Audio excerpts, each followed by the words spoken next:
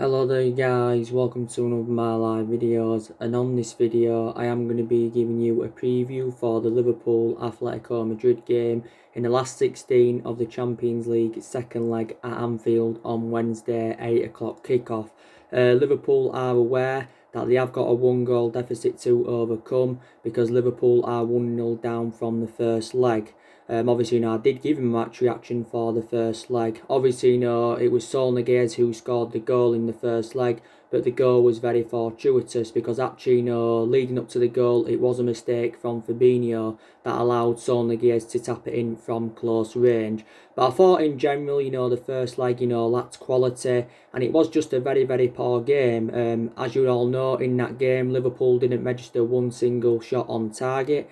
That's only the second time, I think, under Jurgen Klopp they have failed to register a shot on target in a game. And obviously, Jurgen Klopp's managed around 250 odd games for Liverpool. And of course, Jurgen Klopp now, I think, is into his 5th season with Liverpool. I think Liverpool's two best chances in the first leg against Atletico Madrid was Jordan Henson's and Mohamed Salah's. But like I mentioned, revert back to what I said, they didn't register one single shot on target. Also, too, Jordan Henderson went off injured in the first leg. There has been reports saying that he has now returned to training as Jordan Henderson. He has been a big miss for Liverpool. So I think, he could be involved in the game on Wednesday against Atletico Madrid. So that's positivity for Liverpool. On with Atletico Madrid, though, obviously, the good news is for them, that the players there did have injured. Most of their players are now back from injury because don't forget, Atletico Madrid had Joe Felix out. They also had that Herrera out. They had Kieran Trippier out. They had Diego Costa out. They had Alvaro Morata out. They had Manuel Sanchez out. But they've now got all them players back from injury of Atletico Madrid. I think they've actually recently just had Thomas Lemar out with injury. But they'll be really, really delighted about that, will Atletico Madrid. And they have got some good attacking players, and Liverpool know it's going to be a very difficult game for them. Obviously, Atletico Madrid, I think, are sitting 5th in La Liga. They are sitting 5th in La Liga. And, to be honest with you, I think Atletico Madrid have endured a really poor season. Obviously, Diego Simeone has been under some pressure at Atletico Madrid. Diego Simeone's endured 8.5 years at Atletico Madrid, so he has been a long-serving manager. I don't think Atletico Madrid have been the same team since lost Antoine Griezmann. Obviously, don't forget, they did lose Diego Godin. I think he served around, was it 8 or 9 years with Atletico Madrid. So I'm very, very convinced that Liverpool are going to win this game and they are going to overcome this 1-goal deficit. Because, obviously Liverpool are going to win the league now for the first time in 30 years. So now they'll be concentrating on the Champions League. Liverpool will want to retain the Champions League. Obviously, Liverpool are the most successful team in the Champions League out of the English clubs because Liverpool have won 6 Champions Leagues.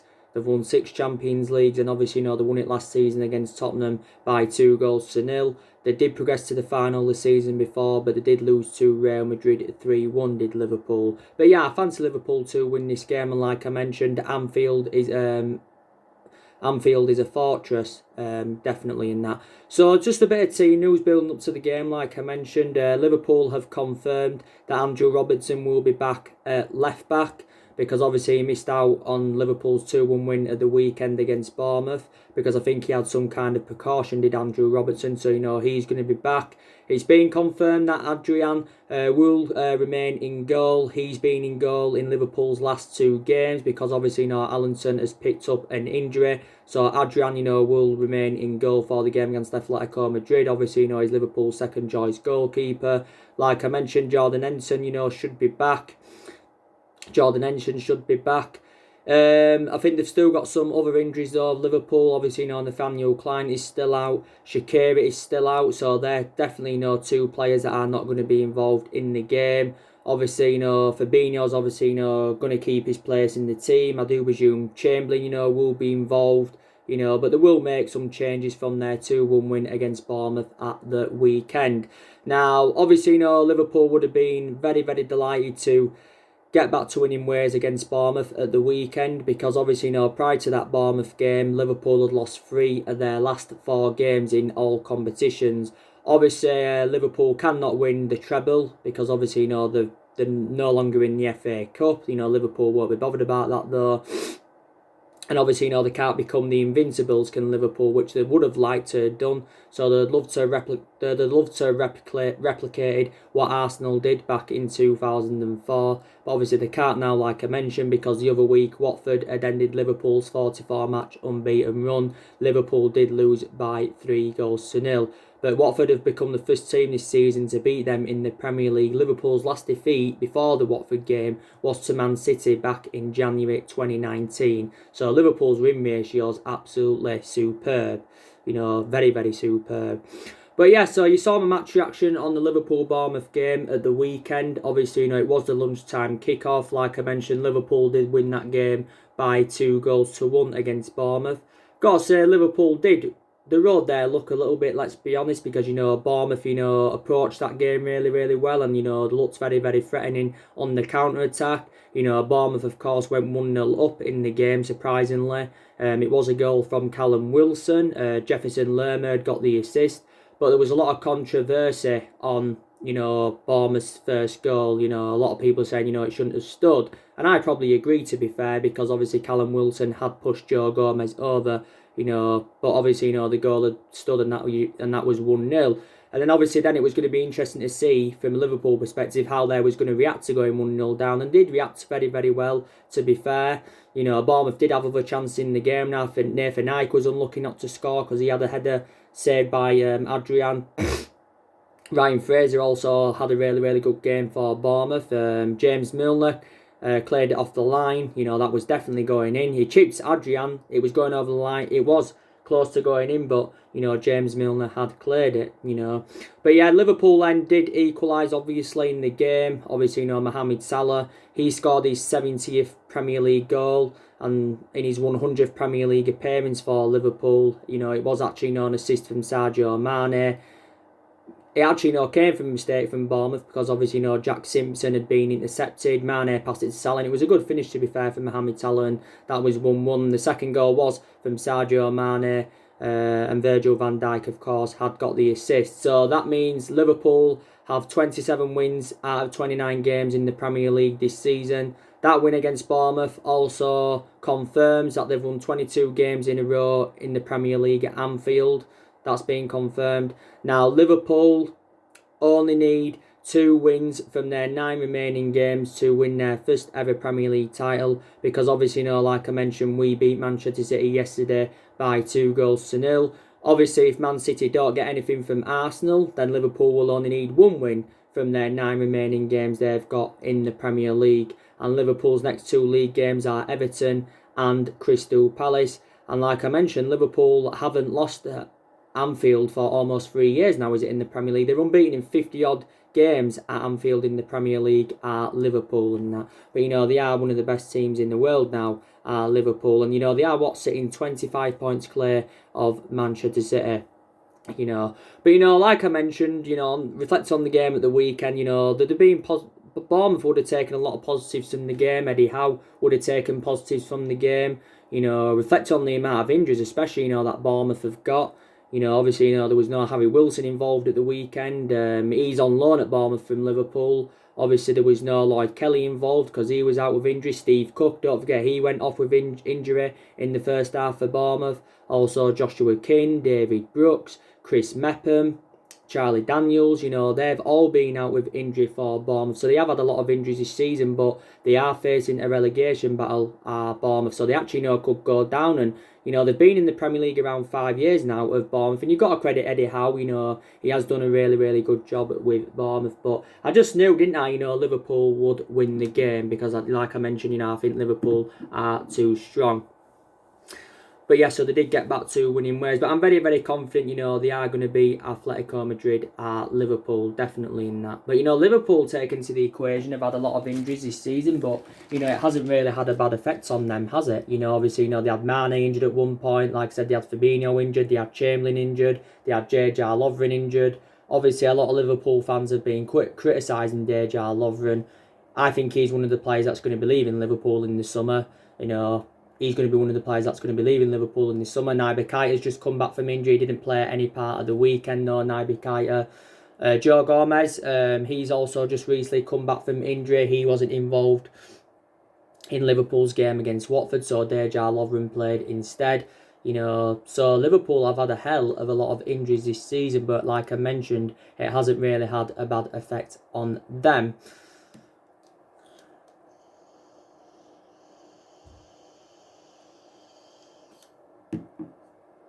Hasn't really had a bad effect on them. Now, obviously, when Liverpool do win their first ever Premier League title, like I mentioned, they are going to end their 30-year drought, but it will be their fourth major honour in total under Jurgen Klopp, because obviously at the moment they have won 3 major honours under Jurgen Klopp. They won the FIFA Club World Cup earlier on in the season, they won the Super Cup early on in the season, and they won the Champions League at the end of last season, did Liverpool. And I think it'll be like Jurgen Klopp's 6th or 7th trophy in total, including the few titles he did win during his time with Borussia Dortmund. But yeah, they're one of the best teams in the world now. Are Liverpool. There is question marks though now regarding Liverpool. Can they continue this dominance up going on to next season and season after? Maybe they won't win the league next season, Liverpool, but I do probably believe that they will be challenging. Obviously, Liverpool, will want to make more signings in the summer transfer window, definitely in that. But Jurgen Klopp, of course, like I mentioned, has got a contract with Liverpool until 2024. I think minimum, like I mentioned before, Klopp will see how his contract with Liverpool, and then I think when he does eventually decide to leave Liverpool, more than likely he will make a return to Germany, will Jurgen Klopp.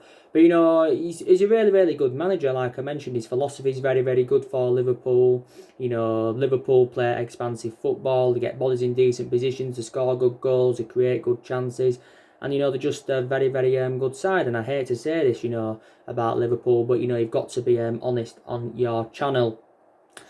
And Liverpool, I think, have spent around £460 million on recruiting new players in since Jurgen Klopp got recommended in. So Liverpool have spent nowhere near to the extent of what we've spent or what, Manchester City have spent. So always spending big on players and getting them Glasgow players, like I mentioned before, doesn't always guarantee you success. Doesn't always guarantee you success. Like I mentioned, sometimes it's beneficial to be sensible with your recruitment, definitely in that. But the players that Liverpool do get rid of this summer, they'll probably generate some money for their departures anyway. The players I think that are going to leave Liverpool this summer, I definitely believe that Klein's out because he's very injury prone. Klein doesn't get in the team anywhere, so he's on his way out of Liverpool. I think definitely Dejan Lovren's going. Like I mentioned, he's received a lot of criticism. Matip will go in the future, but not yet. Not this summer. Adam Lallana's set to leave on a free transfer at the end of the season, reportedly. I think Origi and Shaqiri are both on the way out of Liverpool because they don't get regular game time. Shaqiri tends to make an impact from the sub, and Origi's a backup. So they are basically both backups, are Origi and Shaqiri. But yeah, Liverpool will get rid of around 4 or 5 players in the summer. Obviously, they did sign Takuma Minamino in January. Well, it was before January, but it got officially announced at the beginning of January that they'd signed him. They paid $7.25 million for him from Red Bull Salzburg in Liverpool. He does get his opportunities in the cup games, and I do believe going on into next season he should get more chances. Should Takuma Minamino? He's actually another backup is Takuma Minamino and that. But like I mentioned, this is probably the best Liverpool team I've seen in Premier League history. It's the best team I've seen overall, since we had the likes of Ronaldo, Rooney and Tevez back in, 2008 and 2009. Definitely Liverpool have had some great players up and down the generations. But it's probably the best Liverpool team I've seen since they had the likes of Coutinho, Suarez and Sturridge, under Brendan Rodgers, definitely. Like I mentioned, Jurgen Klopp is the best manager that Liverpool have had in this generation. They've had a lot of good managers, like I mentioned, up and down the generations, but Klopp is the best manager they've had in this generation, definitely. But Liverpool have come close on quite a few occasions to win the league. They was unlucky not to win it last season because they finished on 97 points.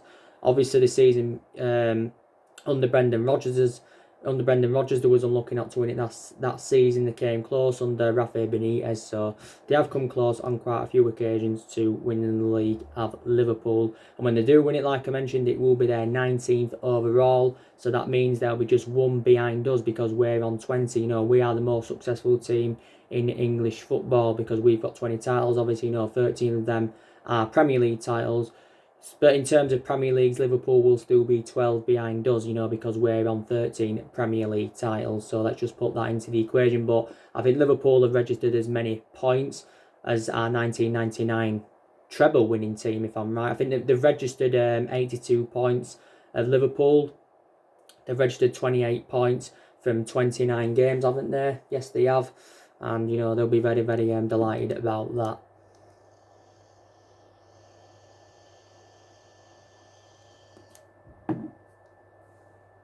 So they're the points, that Liverpool have registered. Now, like I mentioned, Liverpool are making plans for the summer, and they have got quite a few players on their agenda with Liverpool. Like I mentioned, Timo Werner, he's been relentlessly linked with Liverpool. Obviously, Jadon Sancho, they won't get Jadon Sancho. I think he's coming to Man United. I'm very sceptical that Liverpool will get him. I think for Timo Werner to get in Liverpool's team, Liverpool would have to sell one of their attacking trio. They'd have to sell Salah, Firmino, or Mane for Werner to get in the team week in, week out. Obviously, Kai Havertz, he's another player on Liverpool's agenda. So let's just say they were to get Kai Havertz in the summer and they were to get Timo Werner. That'd probably cost them 150, 160 million pounds for them two players, because Leverkusen quoted out the other week that they want at least 100 million for Kai Havertz. And, Timo Werner's got a release clause of around, is it £50 million? That's due to expire in April. So, yeah. And, yeah, so that's how it'd be in the 150 odd million pound range. That's how much, it basically, would cost Liverpool. There has been talks of Coutinho returning. Don't see that happening whatsoever. He said the other week that we're seeing him as an alternative to Kai Havertz.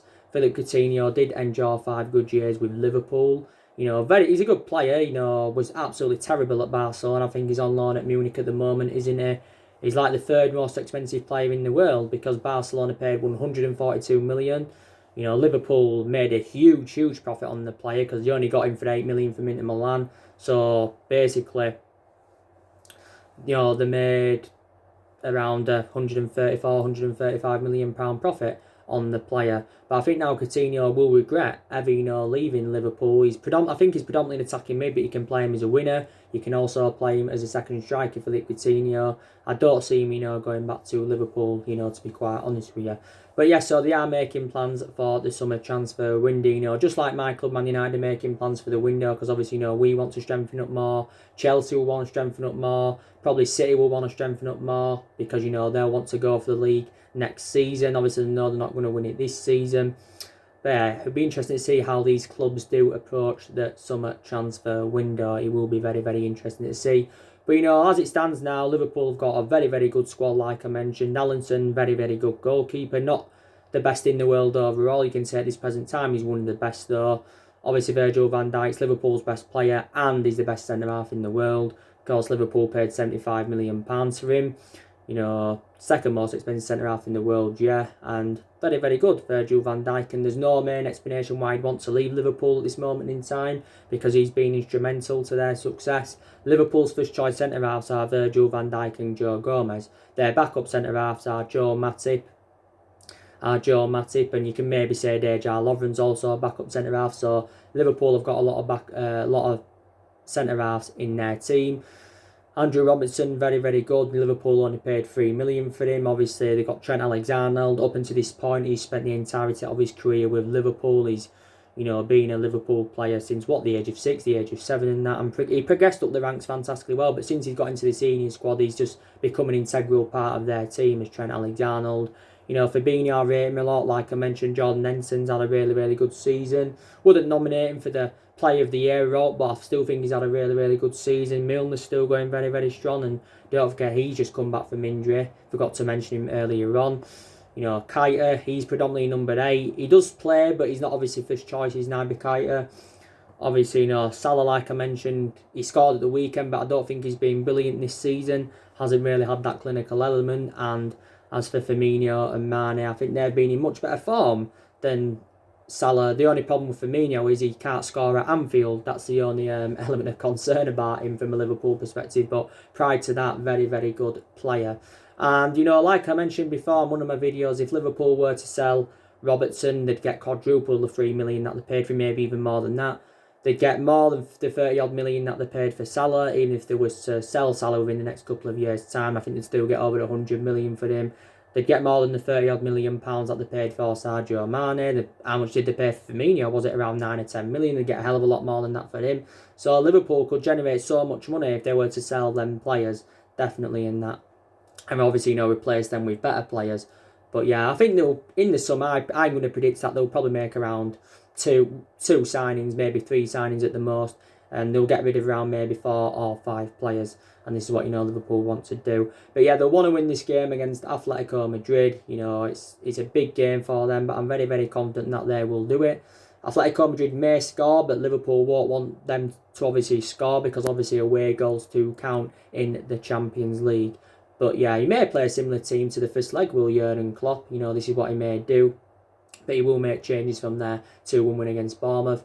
The Everton game is next Monday for Liverpool. I do think Liverpool are going to win that. Chelsea, of course, thrashed Everton yesterday by 4-0 at Stamford Bridge, and that was a surprise.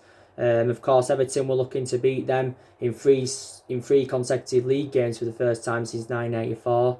I don't think they've won at Stamford Bridge since 1994 at Everton, and that's a good, 26 years ago now. But I thought Everton, would have put a much better fight up because, I said, didn't I, Carlo Ancelotti seemed to have galvanised the team, and they do look better under Carlo Ancelotti. I think that was their third defeat in the league under Carlo Ancelotti's, was Everton's. But, like I mentioned, Everton have still got a lot of good attacking players.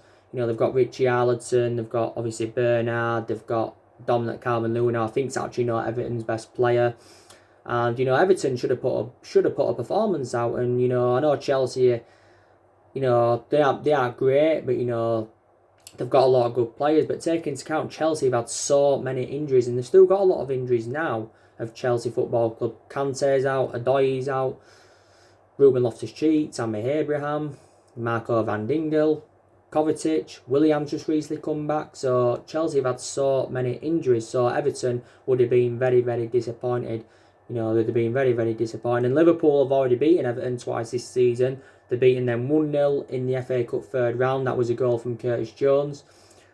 They also beat them in the league early on the season at Anfield by 5-2. And Liverpool have got a fantastic record against Everton. So I'm very confident Liverpool are going to win this. And like I mentioned, after Everton, they've got Palace, and definitely going to beat Crystal Palace. So I think can't Liverpool win it at Manchester City. It's all dependent on what Man City do on Wednesday against Arsenal, because they play each other in the league. So take that into the equation.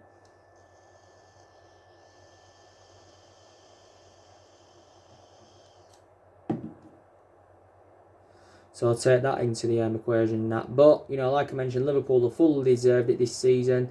Maybe they haven't been at the best since they come back from that long break. They haven't been at the best, but like I mentioned, teams that can play a part and grind results out are good teams, and we did it so many times under Alex Ferguson for years. And then we had Ferguson for 26, 27 years at Manchester United, so he was a long-serving manager. But good teams do grind out results. They weren't great on Saturday against Bournemouth, but still got the win. There was poor against Chelsea in the cup, they lost, fair enough. They had to come from behind to beat West Ham the other week. They weren't great in that, but still got the win. They weren't great away at Norwich, but still got the win. They was very, very poor at Watford. So since they've come back, they haven't been playing to their best of Liverpool. But, they're not bothered.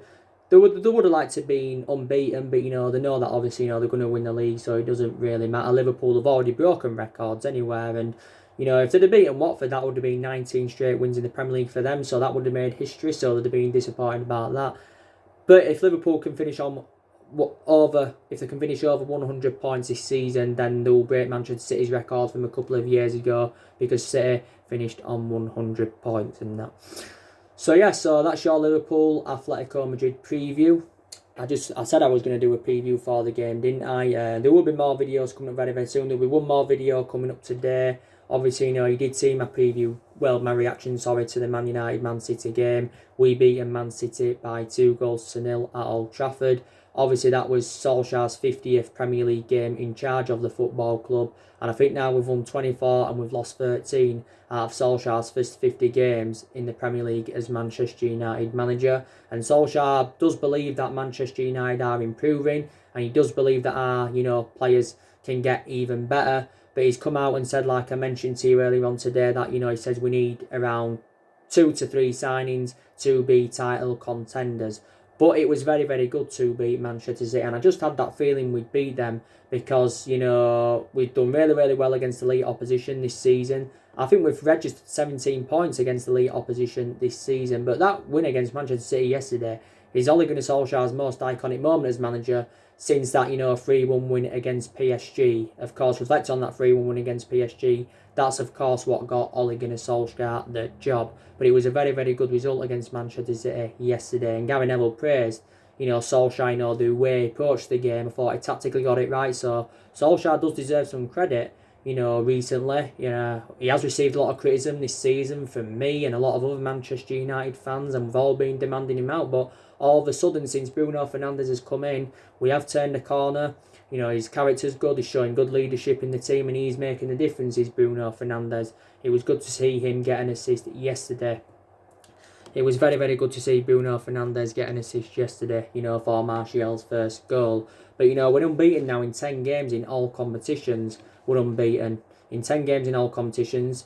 In this 10-game unbeaten run, we have won 7 and we have drawn 3 and we have kept 8 clean sheets. So we're not only you know, getting good results, you know, we are keeping clean sheets as well, which is also very, very imperative. You know, Martial and McTominay scored the goals yesterday. It came from 2 calamitous mistakes from Edison, but it doesn't matter. Manchester United won the game, plus we kept a clean sheet. You know, it is the third time this season we've beaten Manchester City, the third time this season, and the first time we've done the double over them in the Premier League since 2010. So last time we did a double over them was under the Alex Ferguson era. Yes, and I was very, very delighted. So it's good to see Solskjaer school Pep Guardiola. So yeah, we've done really, really well against elite opposition. Our next game is last on Thursday in the last 16 of the Europa League first leg. The Europa League is a priority for us, definitely, because we want to get some silverware on the board. Plus, it's another route to Champions League football. And also, to Tottenham is on Sunday in the league. That's our next league game. That's going to be a tough test for us. I know Tottenham haven't been in a great run of form, but it's still hard to go to Tottenham away and get a result. But I'm very convinced that Manchester United can definitely do it. So, Jose Mourinho will be reuniting with Manchester United yet again. Solskjaer's beaten Tottenham twice as a manager since he's come in. So yeah, and we do remain now 3 points behind top 4. The FA Cup's a priority for us, winning to the quarterfinals for the 6th season in a row. We have got Norwich in the quarterfinals, so you can say we have progressed to the semi-finals of that. But the FA Cup's also a chance for us getting some silverware on the board and that. But yeah, Liverpool have been very, very delighted with our win yesterday, because now, like I mentioned, they only need 2 wins to secure their first ever Premier League title. So anyway, guys, drop your comments, likes below on the channel. If you do, consider subscribing as always, and take care. God bless, and I'll see you all again very, very soon.